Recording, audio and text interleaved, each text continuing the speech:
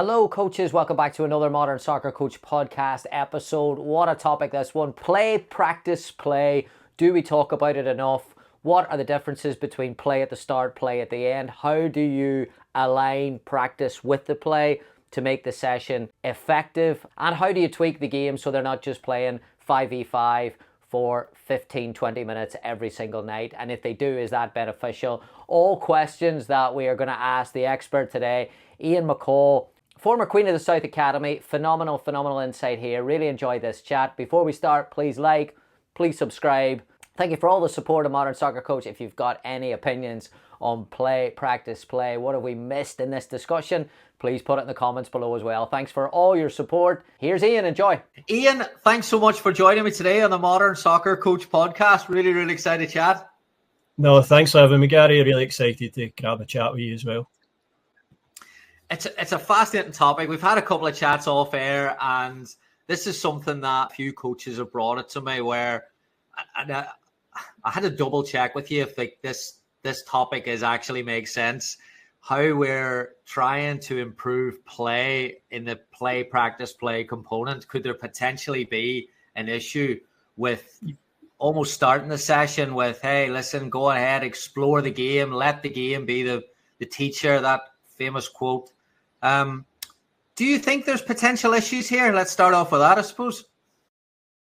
I think it's an interesting discussion to be had around like the best ways to facilitate better play, especially within training environments, because I think we see in modern society especially that a lot of things are adult-led or coach-led.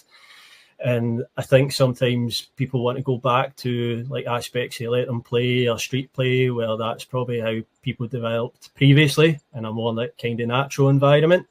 And I think there's sometimes that's where we want to go back to. Whereas I think sometimes if we try and do that in certain training environments, it can sometimes feel a wee bit forced or false.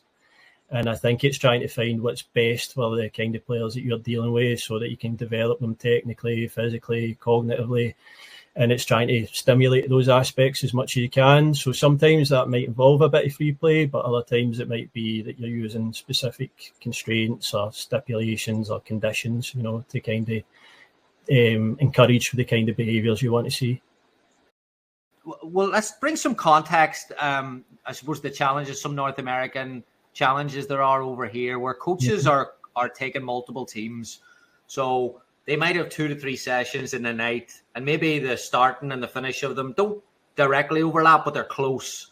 So, they're starting them up, or the coach is overworked and they're flying up and they're just spending time with their family. So there's a little bit, I do have some empathy over the operation side of it. Yep. But what would you say would be the difference between someone who's I'm not saying blagging it, but is starting it up and saying, listen, I can kill 20 minutes here by playing, letting them go, and someone who's doing it more skillfully? Where do we start here knowing the difference? I think one of the things is I'd maybe always be a bit hesitant to see if that's the reasoning behind it, if it's just maybe the laziness or, I'd be hesitant to maybe describe it as that.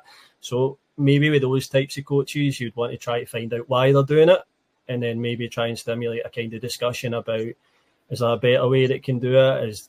Would it benefit the players if we introduce this and that? Would that be better for us and kind of do it?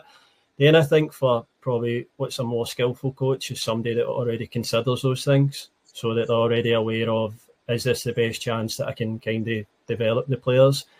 Again, I'm no anti-free play in the sense of sometimes you let players play, you let them get feeling that experience, but we do know for knowledge for certain ages of players that the best aspects for them is not to play 11 aside every night in the biggest formats, because that won't develop their technique. So if you're talking about those aspects, that's something to consider, and I think that's probably what more skillful coaching is, being aware of that. What are you getting out of it? Why are you doing it?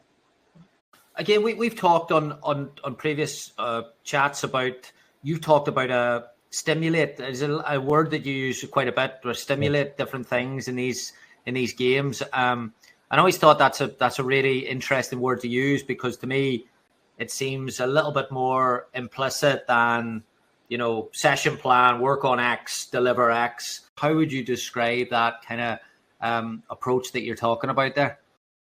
So it would be that we're trying to use implicit techniques or kind of external focus cues within it. So when designing a session, we are looking for coaches to stimulate certain technical parts, or certain technical actions. So within my kind of area of work, the ages I work with, it's the foundation phase. So we kind of highlight that as importance.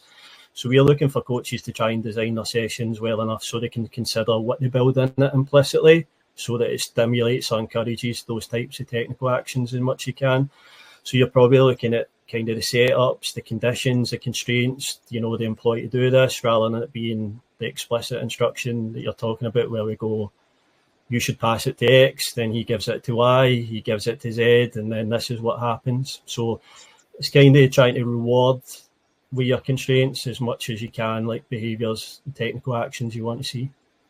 Do you think that when a coach is kind of leading a younger coach into this here, I suppose if you're reviewing someone in this session and asking why are you doing this, would you start at the session plan?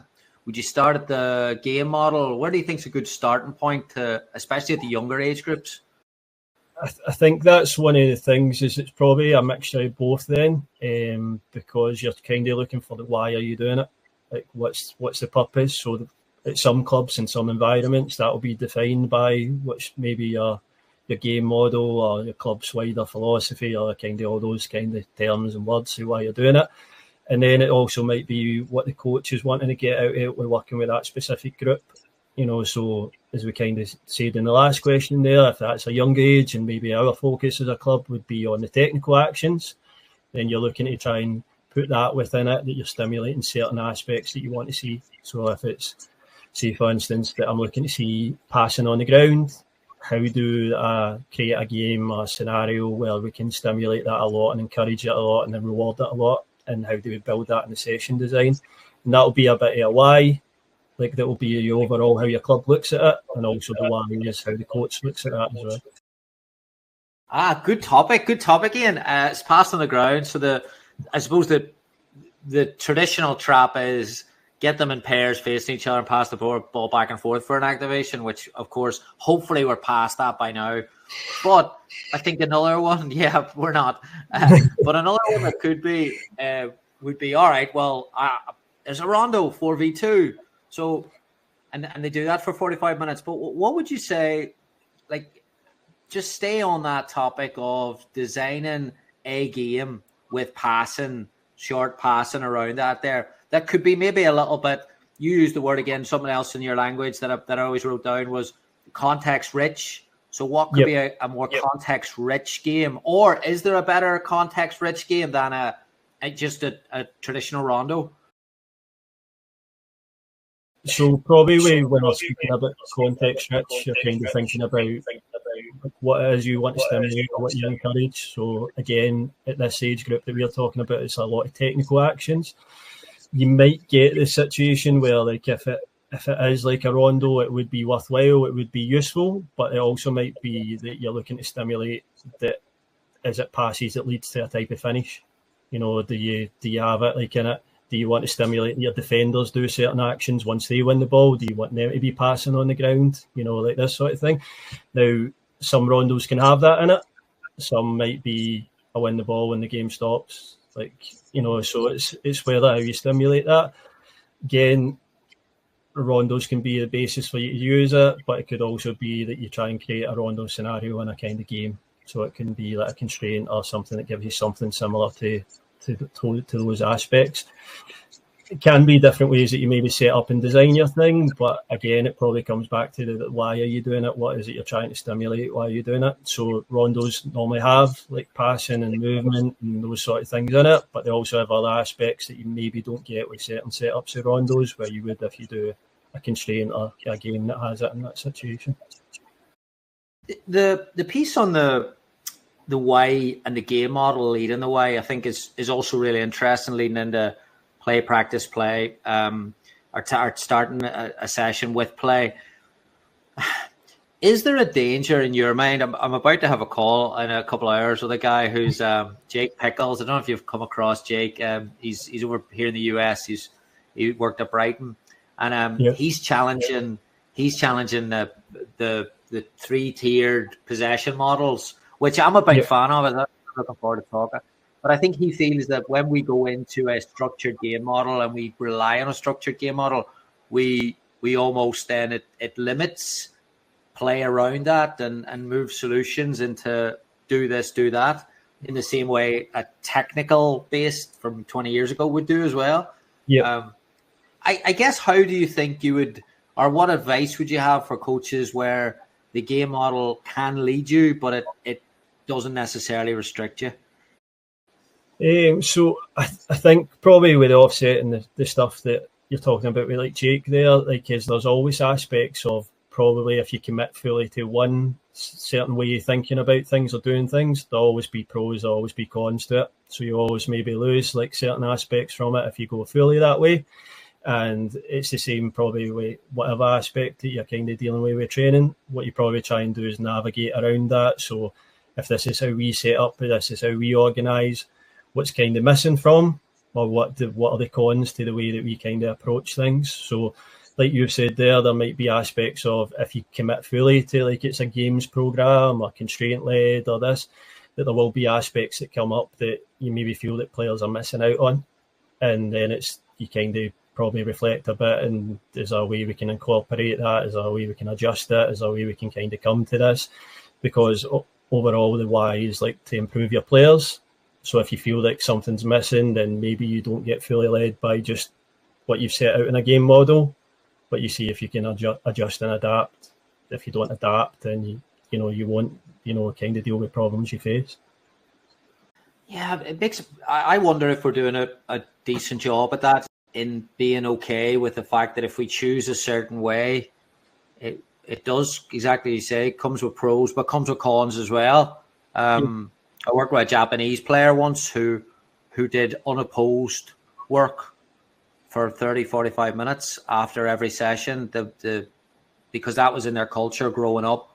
And things that I would have, all the things that I started to challenge in my head, saying that's wrong, met this player and just blew my mind off the strengths that approach would have in terms of, deliberate technical detail, ability to do that there.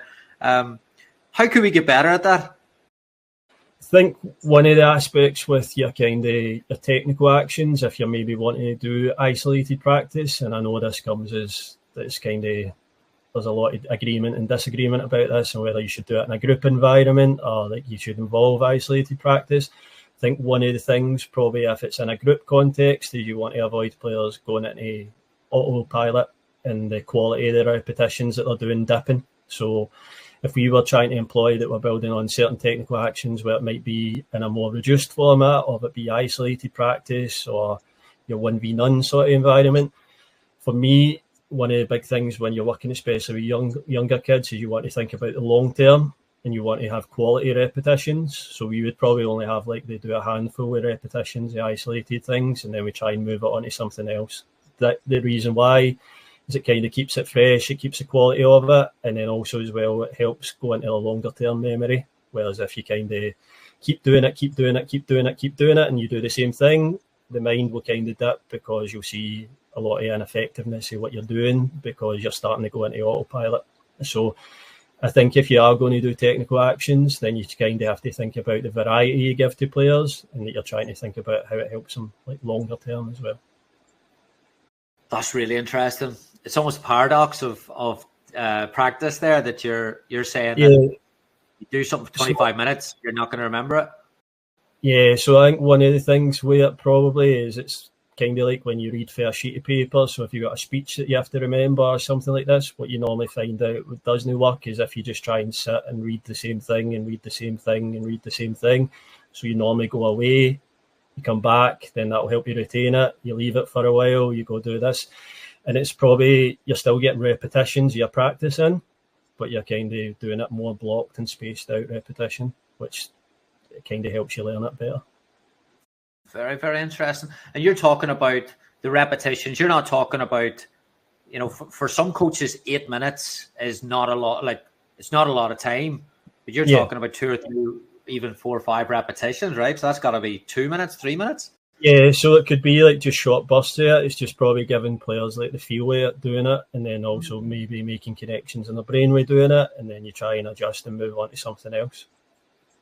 Very, very interesting. Very interesting. I love that. The piece on, again, we're talking a lot about creativity in this next generation. I think it's only a matter of time, if it hasn't already, that coaches are looking for a little bit more creativity, a bit more autonomy when they're delivering training sessions.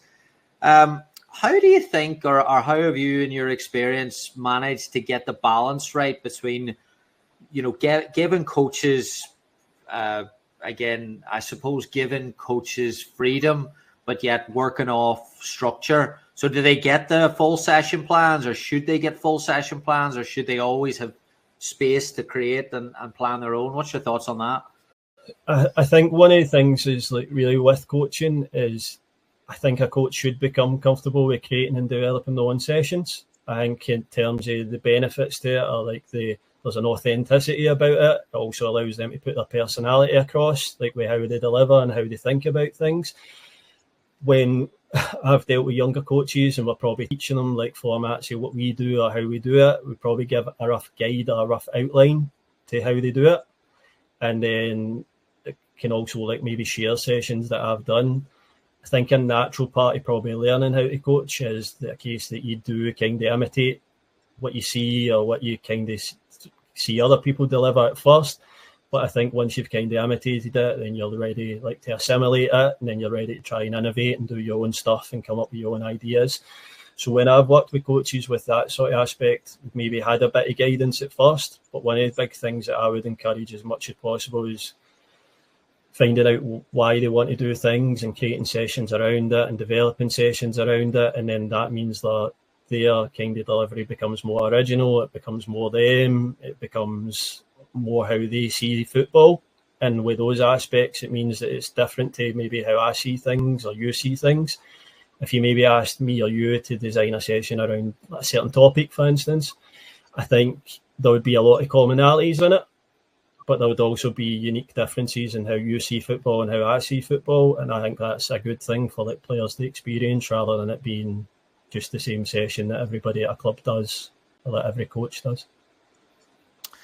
Yeah, I think it's so difficult. And again, maybe it's just my personality. I think we should talk about this a bit more in coaching, that I think it's really difficult for, all right, I join Club X tomorrow and they give me session plan and I have to go out with that. And that's not to say I have a different philosophy or I can do something better, but there's just, do you see that? It's just something about that, the fact that you've created it yourself and you're again, what you said there, you see the game a little bit differently. Yeah, I think a lot of it's probably to do is you kind of reduce the context or the why. So I think probably a natural thing for like a lot of younger coaches or people who are getting into coaching first is they'll maybe go into YouTube or Google and they'll get Guardiola does this session, whoever does this session, and then they'll try and apply it to the context that they're coaching within, which might be for the wrong age or stage that they're trying to do it with it. But I think you could probably lose the context of why are they doing it, what game are they approaching that day, like how far off from the game are they, and then that kind of is the reason why or the context why they're doing it. And I think you kind of lose a bit of that where it's just kind of copy and paste, or I'm given a session and told to deliver this, unless there's a kind of guide and an explanation and a why behind it. Hello coaches, we'll take a quick break here. Thank you so much as always for all your support on Modern Soccer Coach. Every like, every rating, every subscription, it matters. It helps drive the content and get it out to more and more people. We really, really appreciate it. So if you wouldn't mind giving it a like, if you wouldn't mind making sure you subscribe, that would be huge. Also, please check out, we have a webinar, Back 3 webinar coming up very, very soon with Bernat Mosquera. Special guest. I'm sure you've heard the interviews we've had on him. Unbelievable insight. Please check that out. modernsoccercoach.com. You can check it out. Get your links. Thanks so much. Back to Ian.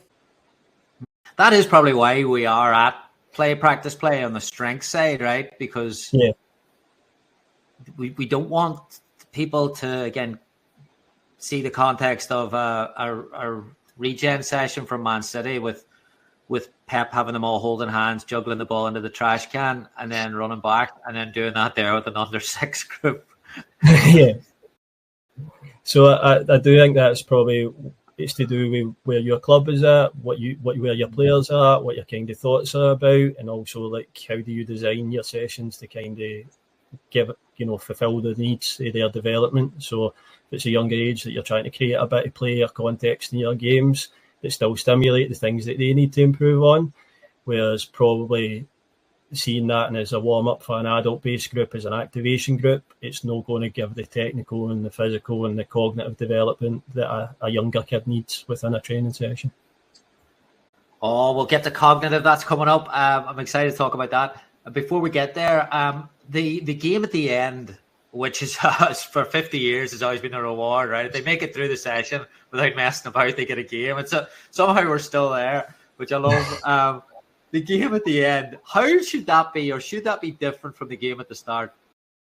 So probably in how we've coached with things is we've kind of built that games are throughout the session. So the structure of the session or the system in the session has that games are throughout it, and they're kind of blocked or breaked games with different stages. I think, you could have a game at the start, you could have a game at the end, game in the middle. They would all give a different rhythm and tempo for the players.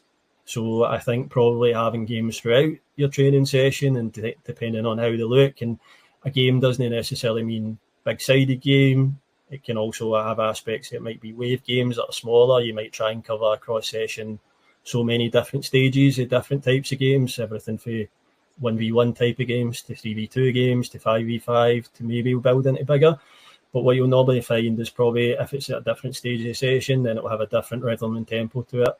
Like, there might be peaks and dips and stuff like that.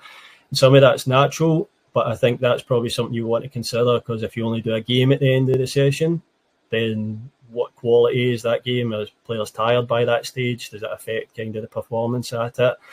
Is that game a different format to how a game would maybe look at the start of the session where people are arriving? Is it different how it would look in the middle of the session?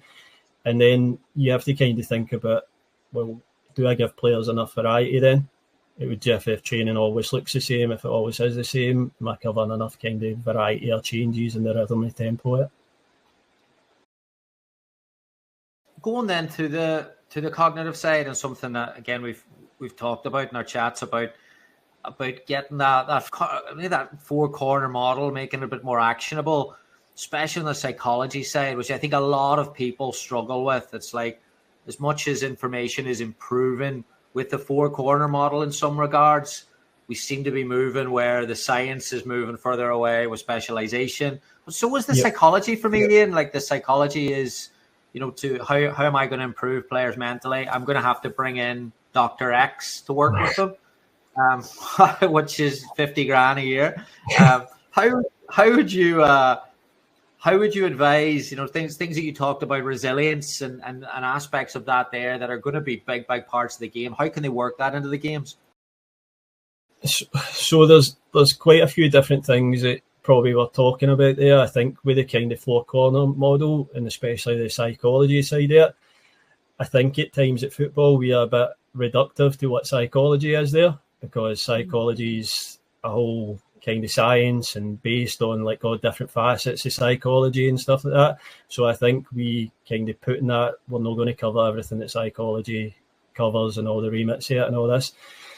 There's a few aspects to it where, like, I think if we're talking about cognitive development and we're talking about younger players, then that's sometimes stimulating parts of their brain within sessions with what you do and how you're developing them, because their brain's still growing, they're still malleable, they can still make changes. My brain's going the other way most of the time, where starting to lose information and don't remember things. But the thing is with that, so that means it can be different challenges for them, that you're kind of having variety in your sessions. You're trying to do stuff that has maybe a wee bit differential, that has changes in it built within it. And then that tries to make players more adaptable to the kind of situation and circumstance they face. There's also aspects of maybe how you coach your certain games or coach your sessions, that you can do things that are trying to stimulate what we want to do with players, is kind of give them that grit and resilience. So if there's certain things that I could do in the session, it might be stuff like false refereeing, so within my games, so that it maybe puts them in a difficult situation or something they don't agree with, then they have to learn how to control themselves, and there's coping mechanisms for it. Might be things that we do in terms of a lot of our games, we keep scores. that we look to build that in, so that if you're getting beat on the night, how do you react to it? How do you adjust? Does it mean that it affects how you play? There can also be aspects that it might be that certain games you face, like that you're in an underload and you're against an overload. Like, how do you respond to that? Like, does it mean that you kind of raise the tempo, what you're trying to do to compete, with those sort of things?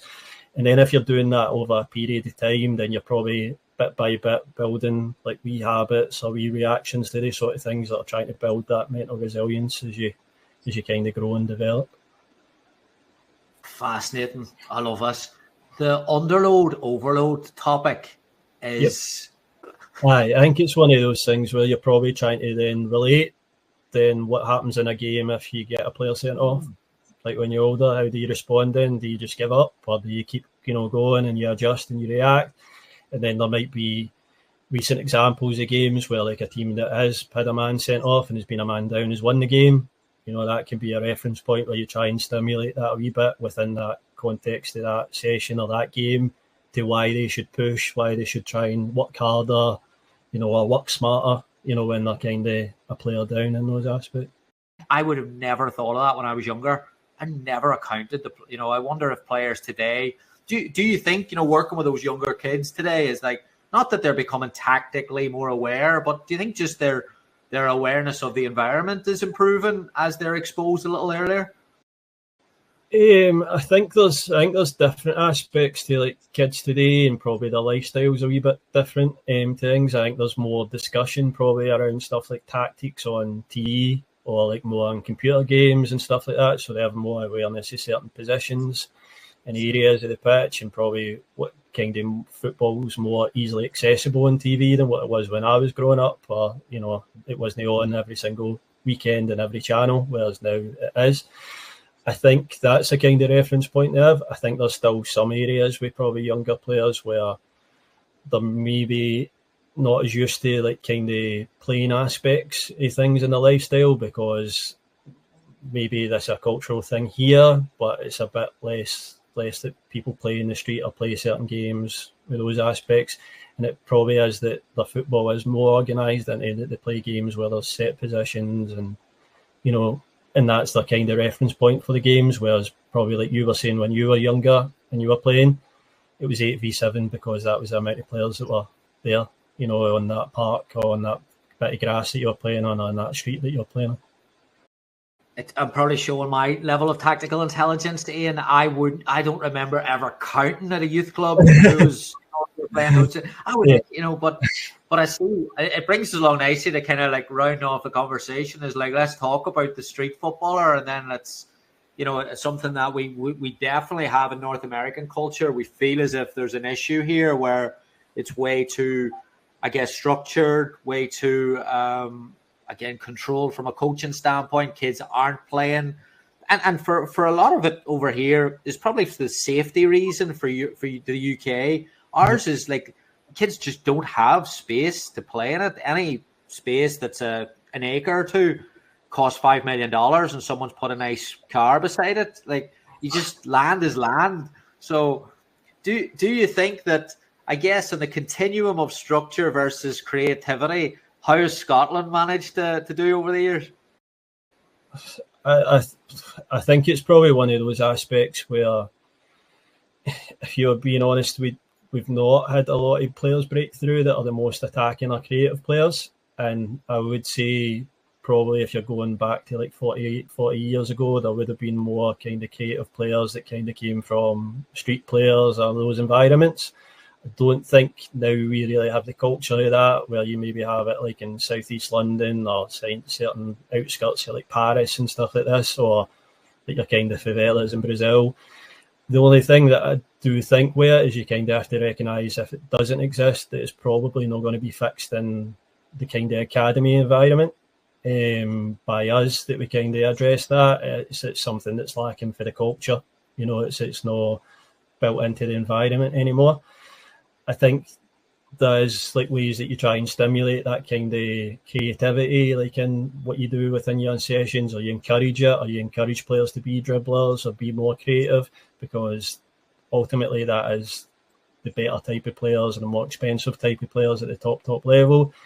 And if you want to be better as a nation, then you probably have to be creating those type of players to perform at the highest level or have players playing at that highest level. Yeah, the culture is fascinating. I told you on one of our calls, Hamilton Academicals were in the same group as us in one of the competitions, and I really enjoyed talking to the guys, and also I was really impressed with the quality, like with what was there, the level of competition. Kind of, again, just from an awareness standpoint, something that in the in the US, we think that we're too over the win at all costs aspect of it. We're way too much focused on results. But then you go and you see the European and again Scottish kids, and like there's a real drive there to win and compete. So another balancing act, maybe. How do you get that right? So I don't think you ever really want to remove competition from a player's point of view. I think one of the things that you probably have to recognise more as an adult is where the negatives are of win at all costs mentality, and then that's if you encourage it. So I could be a coach that kind of, for my group's purpose, takes every shortcut going, gives them all tactical solutions to every game, and kind of deprives them of coming up with solutions ourselves so that we win every game. And I think if I was doing stuff like that, then it's detrimental to a player's long-term development. I think the other aspect of it is if we have players and they come to training, they want training to be competitive. They want to compete against each other. They enjoy that sort of element in it. It helps drive the standards of it. It helps to push their kind of improvement on it. So I wouldn't ever want to encourage them to remove that aspect or act like that aspect doesn't matter, because ultimately that's the essence of what football is. So me or you were playing 1v1 just now. There's a goal behind you. There's a goal behind me. My job's to outscore you. Your job's to outscore me. It's competitive. That's why we play. That's why we enjoy it. But there's aspects of probably how we control that, or how we look at it, or how we kind of manage that as adults that can still kind of incorporate that in longer term development rather than using shortcuts so that we win it on Saturday. I think that's something that you want to encourage as much. Also as well, in the competitive aspect, one of the best kind of things for learning is failure. So if you take away all competitiveness and you take away those aspects, then you take over what's a valuable life learning tool, which is failing at stuff that you do lose, and how you react to it, how you respond to it, how you kind of improve. Just to go off on a tangent here, my 6-year-old has a problem at school with failing. There's a worry now, massive worries the night before, doesn't want to go in and do X because, so we're sitting talking about it at dinner with my wife's family yesterday, and my wife says to their sister, she said, yeah, it's just like when he knows he's going to fail, he struggles with it. And my sister-in-law goes, maybe we should all just get together and play a game, and the worst score wins. So he feels good about that there. And I'm like, oh, Jesus. Don't be doing that. Coach was mortified. It is one of the aspects where, do you want people to feel good all the time? And then eventually they come into the real world and you face reality of that you fail, you make mistakes, you learn from them. And I think that's one of the aspects. If you do have things that are competitive and you do that, then you make mistakes, you fail, but ultimately that's how you reflect and learn. That's how you develop. The level of competition, again, for adults, I suppose, in Scotland, where again you've got those two big giants in Glasgow, and you've got other big clubs. How difficult is it when it's not the size of, I don't know what state Scotland would be here in the US, but it wouldn't be. It wouldn't be Texas or anything out there. It wouldn't be a big one. How difficult is that there to compete with a lot of clubs in a certain catchment area? And then on the other side, second part of the question, what growth have you seen in the last 4 or 5 years at Queen's Park? Yeah, so I think probably at Queen's Park it is like a difficult environment in terms of a Glasgow club, and we share like the area with, as you kind of mentioned, like Celtic and Rangers there within it, which are the bigger clubs within Scotland. You also have, it's kind of in the central belt, which you also have Edinburgh connected to it. So you might have, also Hearts and Hibs are sometimes in the same sort of areas for players as we are as well. And then you also have other clubs that are around about Glasgow that are involved, like as well at the same kind of level and competition as we are. I think one of the things that you have to do is kind of take stock of where you are and who you are. So like if you do that and realise that, there's aspects where if you aren't the biggest club, that can be an advantage as well. So it might mean that, for example, our club could give players more chances of playing at first team football than if it's harder if you're at a bigger club where they sign foreign players or they sign players from abroad and stuff like that, and they play at a higher level. So that's also like you can kind of reframe it a wee bit to use it as a benefit. It's also the chance to kind of think differently about things. So if you recognise you don't have the most resources, you don't have all those things, they can also allow you to kind of think about, well, we have to try and approach things differently. We have to think differently about how we go about things, because if we do, then it gives us a chance to, push this boundary here. And then it also means that you don't have maybe restrictions on it of the way this is how we've always done things. That can be one of the kind of biggest restrictors to kind of you making progress and developing things. I think overall at Queen's Park, we kind of had a wee unique scenario at times. So we had a Dutch guy came in as director of football, that was Maren Buurker. So Maren had previously been at AZ Alkmaar, and he was at Queen's Park for roughly 2.5 years. Maren's now the director of football at Ajax, so he came with like a unique perspective and certain ideas on terms of football, in terms of stuff that's the culture, environment in the Netherlands. And it was able to kind of bring kind of how he thought about things, how he thought about development, and then that kind of had an influence on how we looked at certain aspects.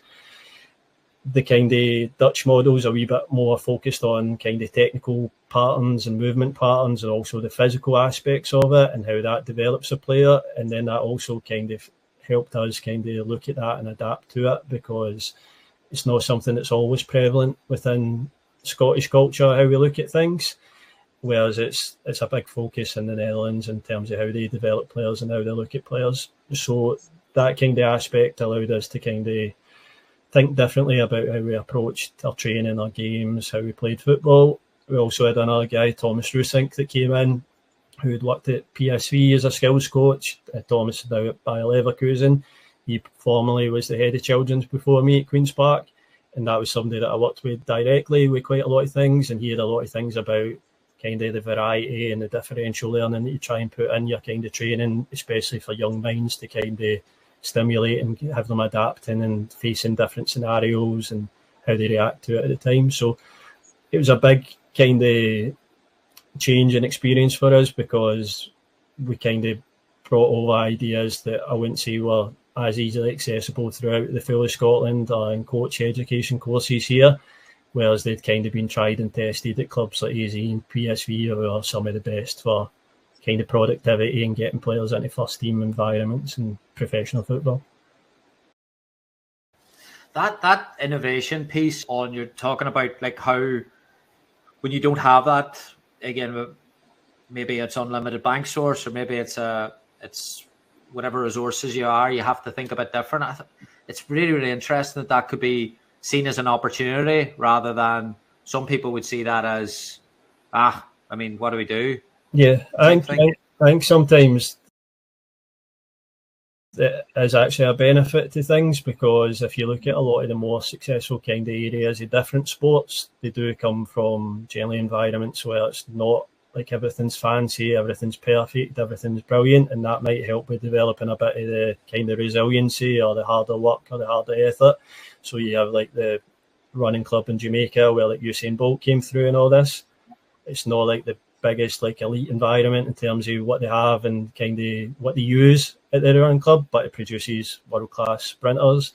You have probably sports like tennis, for example. Like I think a lot of players that have kind of came through like Serbian areas or the Russian areas where they've had like a lot of success with players. Sometimes you've seen pictures there and it's like a bit of string holding up like the net, like, where things, and you kind of think if maybe sometimes you have too many resources or you have too much comfort, does it sometimes have a negative effect in what you're trying to do? 100%. I'm reading the book at the minute, inside the history of the Wu-Tang Clan. Right. And oh my word, I know, so random.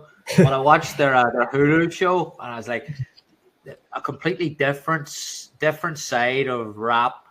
Yeah. And guys that took this 80s type rap and watched kung fu movies in dollar movie stores, and then took kung fu culture, mixed it with rap, and done this, the music. Like, when you think about that, it's just, but it makes you, on one hand, it inspires, but on the other hand, you're like, yeah, but the resources is the piece where, well, less. I do agree with you. I think less is more. Makes you think a little bit. Have to think smart. Makes you more resourceful. Yep. But I guess over here, where we've probably got a luxury of climate, numbers, yep, culture of sport being what it is in the US. I ask everyone this, and I didn't actually have this planned to ask you, but what would you do if you have everything in the US? Who would you start with a player development program? It's probably still recognising, and I know you might have all the kind of facilities and environment around you and everything like that, but it's probably still recognising, well, what's your overall aim or goal, like for the group of players you're going to be working with, or like the kind of players that are accessible to you. And then from there, it's kind of creating the steps that get you to that goal. So if it's kind of to get players to professional football, that might be a different aspect. And if it's to just kind of stimulate kind of football in the community, like all these sort of things.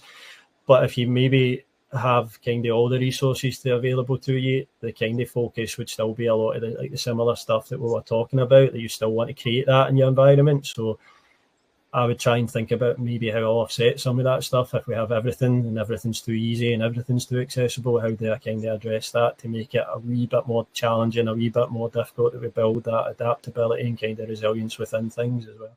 Yeah, it brings us along nicely. Last one for you. The information, the luxury of having so much information and putting together a curriculum that's going to be, context rich, and allow coaches to take it, but not take it word for word. What are some keys to building that there as a director of coaching?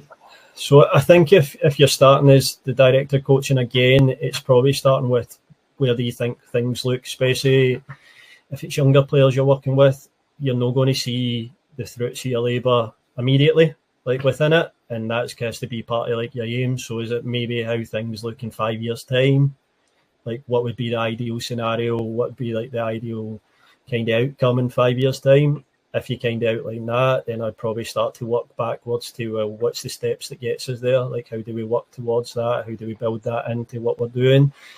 I think there's a lot of information you can look at, and you can look at other people, but I don't think anything's like ever a copy and paste where you can go, what's there is going to fit the environment I'm going to create. So you might see lots of things that you kind of can take from somewhere and go, I think that's great, brilliant, but how do you fit that into what your overall plan is? Like how do you adjust it into those things? So if you're kind of doing that, I think you still have to be proactive and do a bit of action in it, and then you start to actually start working with those players. You start, progressing it. You start building in it. You might have to reflect every year, every 6 months about, is there certain things that we're missing here? Is there certain things that we need to improve on at this stage that we can kind of change and adapt?